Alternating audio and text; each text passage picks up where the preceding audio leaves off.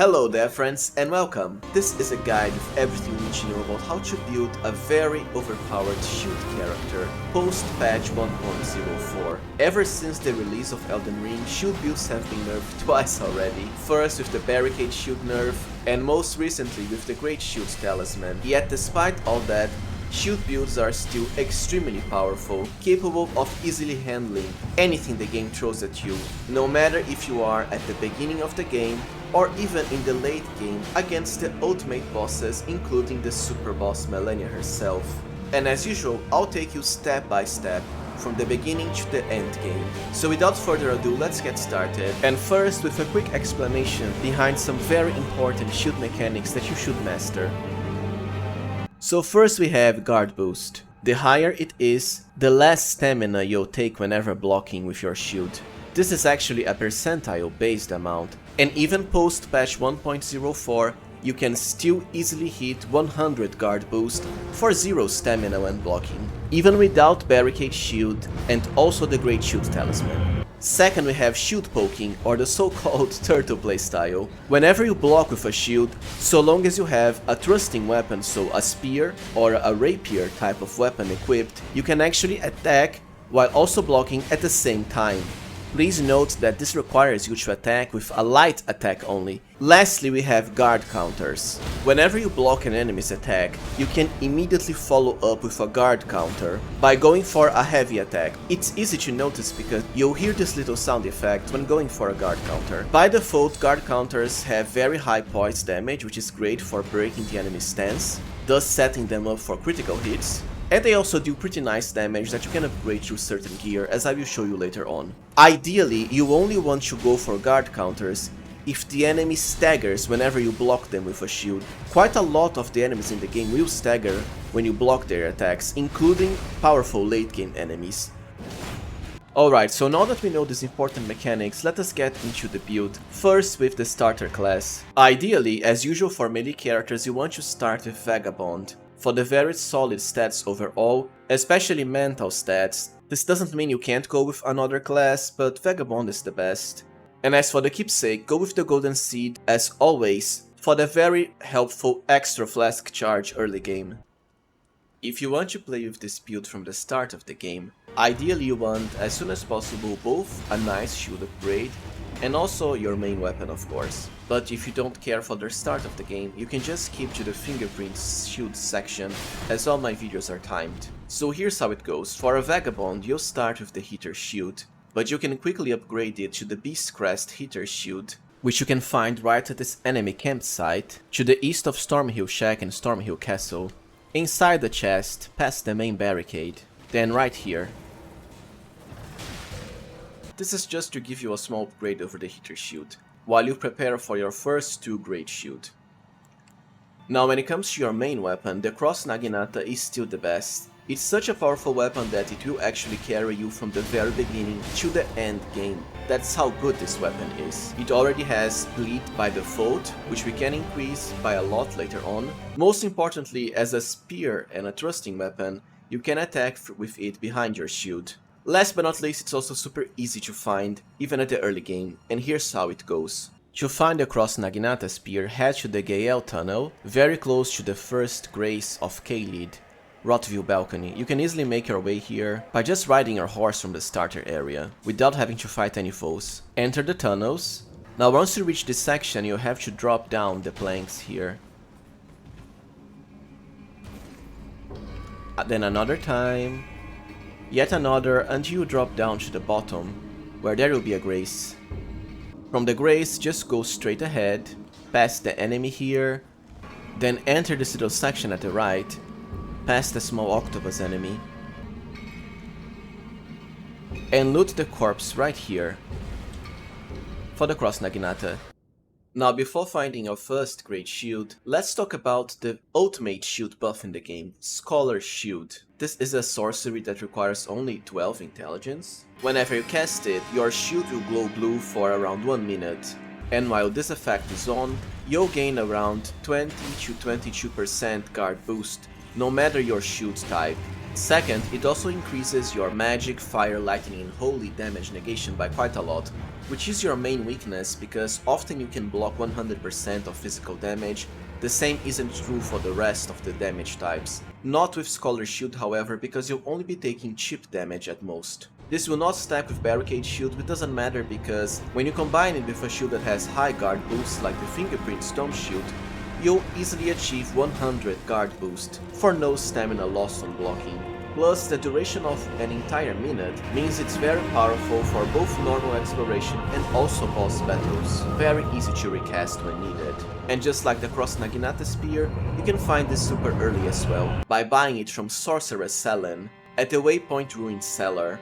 Now remember, the effect of this spell is static, so no matter how high your intelligence or sorcery scaling is, the bonus will always remain the same. So you don't have to invest in intelligence past 12. Now assuming you just got your Scholar Shield, the second step is finding a sorcery staff for you, of course. The easiest one is the Glintstone staff. It only requires 10 intelligence, and here's how it goes. Go south of the Waypoint Ruins until you reach this little area here with the coffins and the wolves. Now see this broken section of a tower? Keep going straight ahead and defeat this sorcerer enemy. He always drops the Glintstone staff the first time you defeat him, one of the rare cases of 100% drop chance. Now the second step for our build is to find not only the best of the initial Greatshields, but also some other powerful goodies that can be acquired early game to further empower your shield character. Most of them require you to be at the Altus Plateau region. There are many ways to reach this area, but I find going through the Grand Lift of Dectus with both of the Dectus medallion halves is the best way. So here's a very simple and fast way of doing it. First you have to reach Fort Height, to the east of the starter area of the game. From Fort Height's entrance, you want to climb the stairs here. Then the next set of stairs, you can skip through all of the enemies, careful with the flask throwers. Now simply head to the tower at the right and up the ladder, and open the chest for the left half of the Dectus medallion. The next step is to get the right half of the Dectus medallion. And for that, you'll have to reach Fort Faroth. At the Khalid region, a very easy way to do it early is to first head to the Third Church of America. After that, simply head northeast to the little lake area. It's directly after the church, so you can't go wrong. So just go east here now, and behind these bushes you'll find a sanding gate, which will teleport you right to the Bestial Sanctum. From there you just keep going south, along the bridge and the road, then southeast from this crossroads here to reach Fort Faroth. Once at the fort, the path you have to take is very easy. And you don't have to fight any enemies, but you might end up dying at the end, so I suggest you do this without any runes that you can't afford to lose. We are at the beginning, so it's not like you'll have many runes anyways. From the fort's entrance, just keep on going straight ahead, then climb up the ladder here, open the chest at the top, for the right half of the Dectus medallion. Now let's go for the Radagon's Talisman, so just drop here, go straight ahead and drop down the second hole here with the ladder. Then turn right, and you want to jump to the other side. Just go straight ahead and drop down next to the two rats. Now grab your talisman here, and you'll probably die from the two rats now, which you know won't matter. We already have your sword seal. With the two halves of the Dectus medallion on hand, simply head to the Grand Lift of Dectus and cross into the Altus Plateau. Now let us find the easiest Greatshield to get early on. The Distinguished Greatshield. It has nice guard boost by default, but most importantly, you don't have to farm or defeat a hard boss to get it. You just buy it from a merchant. The Hermit Merchant right here at the Altus Plateau. So from the Outer Wall Battleground Grace, if it's the first time you're actually reaching the region, you'll want to head east first, then climb the stairs ahead of me. Now once you reach the top, you'll want to go north, and you can already see the Hermit's shack there in the distance. It costs 5,500 souls, which you know isn't that much. There's a lot of easy ways to get nice runes even at the early game. Now since we are already here, you might as well head east to get the Winged Crystal tier to help you fast roll even with heavy equipment load. So let's head there where I have the blue marker set. Basically just a matter of going straight ahead from the Hermit's Shack. Now see the skull enemies here? You'll want to loot the tier from this bow. And there we go. You don't have to fight any of the enemies. Now for the last of the Altus Plateau items, we also have the Greatshield Talisman. Yes, it is true that this was nerfed in the most recent patch, but as far as the early game, it can still help you. The effect now is basically less the higher your shield's guard boost already is. For a Fingerprint shield, which is the ultimate shield, you can just get by with Scholar's Shield, but like I said for the early game, Scholar's Shield plus the Distinguished Greatshield and then the Greatshield Talisman can still help you quite a lot. To find the Greatshield Talisman, simply head west from the Altus Highway Junction, Grace. So you can already see some barricades at a distance and we have to enter that enemy camp. Once inside, go past the first camp, keep going. We have to reach the carriage further at the back there, close to the golden tree. Right ahead of us. Now go here and open the chest for your Greatshield Talisman. Now the Distinguished Greatshield requires 32 strength. The easiest way to get this amount early game is, well, first the Red Against Sorcery, which you already have, and second, the Strength Knot Crystal tier Wondrous Physic Mix effect. For a massive plus 10 to strength for 3 minutes. You can get this very early too. Head to the Stormhill Shack, Grace. Now you basically just want to head northeast until you reach the blue marker I have set there in the distance, close to the giant. Simply go past the giant here and you can already see the shining tier here. So loot the bow for the Strength Knot Crystal tier. Now before getting into the mid game with the ultimate Greatshield, the last thing we have to get early game is the best early Ash of War for a spear shield character, the Ice Spear weapon art. It will add a massive amount of frost build-up to your weapon, so you can easily inflict Frostbite for a very nasty debuff and high damage, just like with Bleed. To get Ice Spear, you'll have to defeat the Night Cavalry near the Gatetown Bridge in Liurnia of the Lakes. Of course only during night. He should drop down pretty fast. Now that we have everything we need to carry us through the early and most of the mid game even, let's at last talk about how to get the ultimate shield in the game, which remains the Fingerprint Stone Shield. When you upgrade it to plus 25, it will have a max of 90 guard boost. With this plus just the Scholar's Shield buff, you'll have enough guard boost to take 0 stamina whenever blocking, no matter if the enemy is big or a boss or whatever.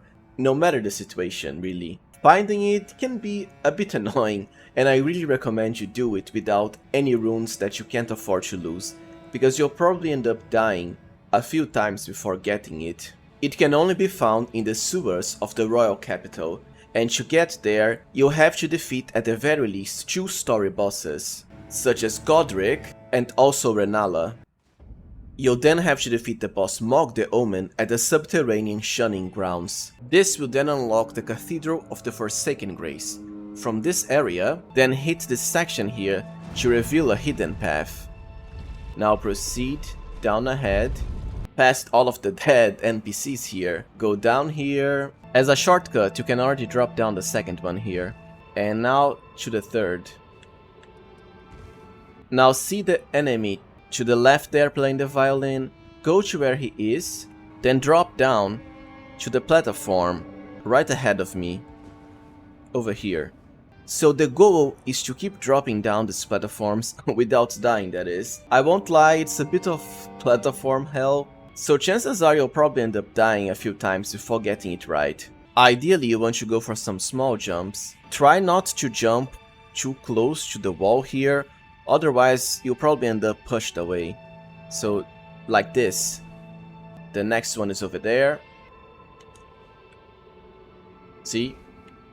Now another one. Once you drop down at this last platform with the corpse and an inescapable frenzy spell, you're finally at the right path. Do not drop down further, because the floor there will break and you'll have to do this all over again. So what you want to do now is head right, then keep going until the end of this corridor for the Fingerprint Stone Shield at last. Okay, so now that we already have the best gear overall, let's finally cover the stat allocation for our shield character. At the start of the game, you first want 20 dexterity for the cross naginata, then 12 intelligence for scholar's shield, and after that most of your points will go into strength, so you can fully equip your distinguished Greatshield and later on the Fingerprint stone shield. The highest strength value you need is 48 for this shield, but remember there are many ways of making up for it, such as Godric's Great Rune for +5, the +10 strength tier, and of course Radagon's Sword Seal early on, and even in the mid game too. Your second offensive stats of sorts is Arcane. I would stop at the very least at 50, 50 to 60 is enough. The higher your Arcane with occult scaling, the higher your damage and also your bleed procs, so you can easily handle even the ultimate super boss Malenia with complete ease with very fast bleed procs. Like any character, you certainly want some vigor as well, but surprisingly enough you don't need as much, because most of the times you won't be taking any damage whatsoever when blocking with your shield. You can certainly stop at 40 to 50.